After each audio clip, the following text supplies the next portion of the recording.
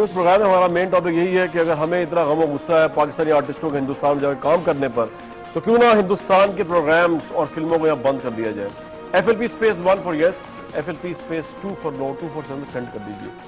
नूर साहब, ये हमारा मुनाफकत है कि हम हिंदुस्तान की फिल्में भी देख रहे हैं और फिर आर्टिस्टों को वहां पे जब वो करने जाते हैं काम, क्योंकि इतनी पजीराई है, हमारे न्यूज चैनल्स पे कंटेंट चल रहा है, फिर हमें कंडेम भी करते हैं। आप समझते हैं कि आर्टिस्टों के काम पे आपको कोई एतराज है इस मामले में? नहीं, मुझे देखें जाना चाहिए मार्केट, दुनिया की मार्केट में जाके काम करना चाहिए, मुझे इससे कोई गरज नहीं है।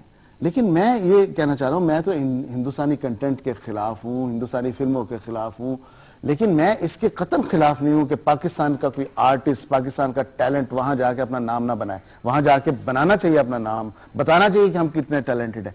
लेकिन वो कह रही है ना मेरा पर्सनल मामला है, मैं उसको जरा उसकी वजाहत कर दूं कि देखें, जब आप अपने कमरे में होते हैं तो आप जो भी करते हैं, जो भी आप हरकत करते हैं, वो खुदा के और आपके बीच में होता है। लेकिन जब आप अपने कमरे से बाहर निकल के ओपनली आप किसी प्लेटफॉर्म पे, किसी जगह जो भी हरकत करेंगी, वो आपके बीच में या खुदा के बीच में नहीं रहेगा, वो फिर आम हो जाएगा और हर किसी को उस पर उंगली उठाने का हक मिल जाएगा। अच्छा, तो आपको ये सोचना चाहिए, आपको ये बिहेव करते हुए ख्याल रखना चाहिए कि मुझ पे कोई उंगली तो नहीं उठेगी, मैं कोई ऐसा काम तो नहीं कर रही जिसको देखते हुए लोग हर्ट होंगे, जिसको देखते हुए लोग तकलीफ में आ जाएंगे। There are certain things I want to clear, please.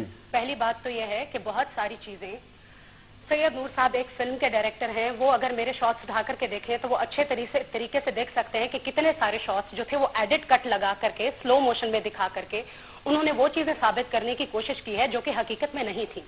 हमारे लोगों को ये सोचना चाहिए कि एक रियलिटी शो जहां पर 24 घंटे रिकॉर्डिंग होती है और एक बंदे के हिस्से में घंटे 45 मिनट का सिर्फ वो शो चलाते हैं, जिसमें 24 घंटे में एक शख्स की 3 से 4 मिनट की फुटेज वो दिखाते हैं।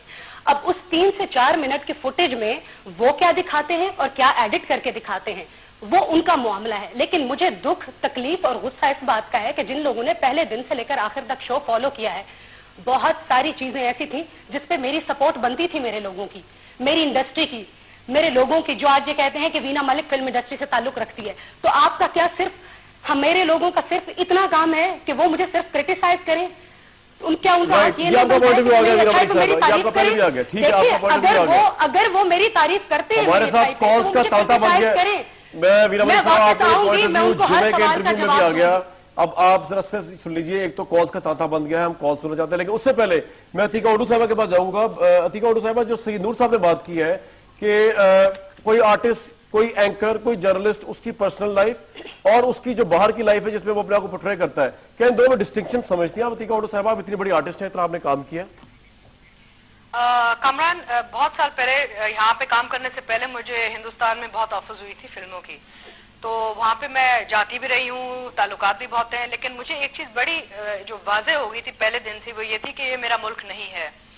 और उसी वक्त मैंने फैसला कर लिया था कि मैं काम अगर करूंगी तो पाकिस्तान में करूंगी, क्योंकि हमें यहाँ पे लोगों की जरूरत है। लेकिन ये मेरा एक पर्सनल चॉइस था। अच्छा, ये यहाँ पे ये कहना बड़ा जरूरी कि जो हम टॉपिक डिस्कस कर रहे हैं ना, सिंपलिस्टिक मेजर्स में जो डिस्कस कर रहे हैं, वो ये चल नहीं सकता इस लेवल पे। एक्चुअली जब पाकिस्तान और हिंदुस्तान की बात आती है तो एक बहुत ही सेंसिटिव और कॉम्प्लिकेटेड इशू है, जिसमें आप स्टेट टेररिज्म की बात आ जाती है, ओवरऑल जो हमारी जो बायलैटरल जो पॉलिसीज नहीं बन पाती उसकी बात आती है। जब आप मीडिया के हवाले से बात करते हैं, कोड ऑफ कॉन्डक्ट की जब हम बात करते हैं, तो there is no mutual, no bilateral relationship with India. तो ये एक बहुत ही सेंसिटिव मामला इसलिए है क्योंकि इंडिया और पाकिस्तान के बीच सियासत बहुत चलती है, और आपको पता है कि जैसे कश्मीर के हवाले से भी हमारे पास इतने मसाइल हैं। तो इतने कॉम्प्लिकेटेड इशू में अगर आप सिंपलिस्टिक लैंग्वेज में इस चीज को हल करने की कोशिश करेंगे, ये नहीं होगा। मैंने हमेशा कहा और मैं कहती रहूंगी कि जैसे हिंदुस्तान में एक अनस्पोकन लॉ है कि Pakistan does not exist in broadcast, हमें भी एक नेशनलिज्म को रिवाइव करके सोचना चाहिए।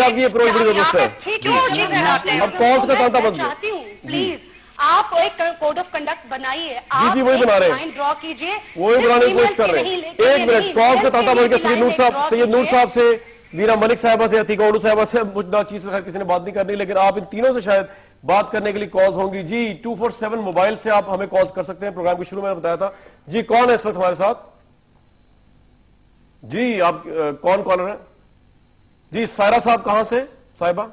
हाँ जी, मैं कराची से बात कर रही हूँ। जी क्या सवाल आपका और किससे है? हाँ जी, मुझे वीना से पहले बात पूछना है। तो मुस्तकिल ये शिकवा किए जा रही हैं कि मुझे किसी ने अप्रिशिएट नहीं किया जब मैंने नमाज पढ़ी थी, जब मैंने जो कुछ किया था। इनसे पूछेंगे, हमसे पूछ के गई थी कि मैं वहाँ पाकिस्तान को रिप्रेजेंट करने जाऊँ क्या ना जाऊँ। अगर ये पूछ के जाती तो डेफिनेटली हम इनको सपोर्ट करते, हम इनके साथ खड़े होते। दूसरी बात, ये जो बार बार कह रही है कि मैं वहाँ प्यार और मोहब्बत फैलाने गई थी और ये सब स्क्रिप्टेड था, तो इनसे बताइए ना कि वो इंडियंस के लिए क्यों नहीं स्क्रिप्ट था, सिर्फ आपके लिए स्क्रिप्ट रखा था। और डॉली ने इनको ये क्यों बोला था कि तुम और अश्मित जो हैं, जो कंबल के अंदर चीजें कर रहे हो, वो निकल के बाहर करके दिखाओ ना कैमरे के सामने, जिसपे इनको अश्मित ने हक किया और पता नहीं क्या कुछ हुआ था। तो ये मुझे ये बात बताइए ना। अच्छा आप उनको जवाब तो देने देना, आप टेलीफोन लाइन पे रहे, उनको जवाब देना। जी जी वीना साहब आप सवाल का जवाब दे रही हूँ कि जब उन्होंने अश्मित को ये कहा था, वो एक ऐसा शो है जिसमें हर एक के खिलाफ प्रोपेगेंडा किया जाता है। क्या आपने देखा कि मेरे अगेंस्ट कितना प्रोपेगेंडा हुआ? मैंने किसी को गाली दी, किसी के खिलाफ प्रोपेगेंडा किया? नहीं किया। और जब उसने कहा कि अश्मित, उसको कहा कि जो कंबल में करते, उसने कहा मैं इसको हक करता हूँ, उसने किया। और आप अश्मित ने ऑन एयर ये कहा था, मैंने अश्मित को कहा था, Ashmit whenever I hug you, मैं अपनी माँ को ऐसे हग करती हूँ, and I hug you just like that way. और दूसरी बात आपने मुझसे कहा कि आप पूछ करके क्यों नहीं गई, तो मोहतरमा मुझे ये बताइए कि आपके कितने आर्टिस्ट मीडिया से पूछ करके बाहर काम करने जाते हैं? Why just Veena Malik? Why you guys are so rude? Saira साहब ठीक है, आपकी तसल्ली होगी या कुछ पूछते हैं आपने फर्दर, ताकि मैं आगे चलूं? मैं वीना से यही कहूंगी कि आप जो है पाकिस्तान को रिप्रेजेंट करने गई थी, बाप को हक करने में और शोहर को हक करने में बहुत फर्क होता है। और दूसरी बात ये कि आपने वहाँ जाके पाकिस्तान को क्या रिप्रेजेंट किया। इंडियंस तो अब ये सोचेंगे ना कि भाई किसी भी लड़की को कंबल में घुसा लेंगे और हक कर लेंगे तो उनको हम उनसे जो मर्जी करवा लें। आप ये तो सोचते कि आपने पाकिस्तान में वहाँ लड़कियों को क्या। मोहतरमा आपने सिर्फ वो कंबल में हक देखा, कि आपने वो नहीं देखा कि मैंने वहाँ कितनी कुकिंग की? आपने देखा मैंने वहाँ कितने नमाजें पढ़ी? आपने देखा वहाँ मैंने कितनी उर्दू बोली?